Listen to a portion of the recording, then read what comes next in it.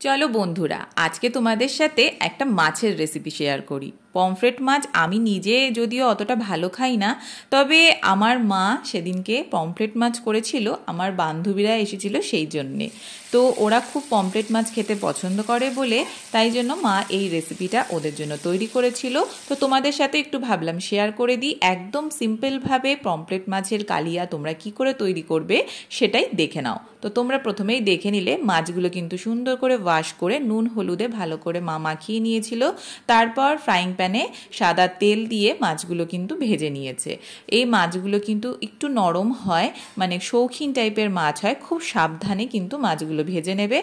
তারপর ওই তেলের ভিতরে একটু কালো জিরে ফোড়ন দিয়ে পেস্ট যেটা মা তৈরি করেছিল, আদা রসুন একটা গোটা টমেটো আর কয়েকটা কাঁচা লঙ্কা, এগুলো দিয়ে ভালো করে পেস্টটা তৈরি করে নিয়েছিল। সেই পেস্টটা কিন্তু তেলের মধ্যে দিয়ে এবার একটু কষিয়ে নিচ্ছে। আর তার ভিতরে নুন হলুদ এগুলো তো দিতেই হবে, এগুলো দিয়ে কষিয়ে নেওয়ার পর তারপর একটু গরম জল কিন্তু দিয়ে নিয়েছে।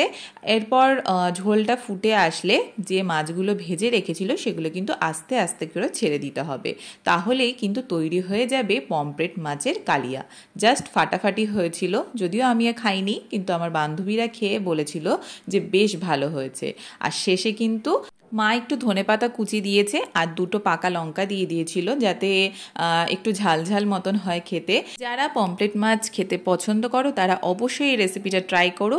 একদম ইজি প্রসেসে দেখালাম, যে কেউ কিন্তু এটা ফলো করে তৈরি করে ফেলতে পারবে। আর অবশ্যই ট্রাই করলে আমাকে কমেন্ট করে জানিও।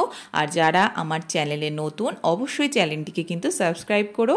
আর ভালো লাগলে লাইক শেয়ার কমেন্ট কিন্তু করতে হবে। আবার একটা নতুন ভিডিওর সাথে দেখা হবে, ততক্ষণ সবাই খুব ভালো থেকো। টাটা।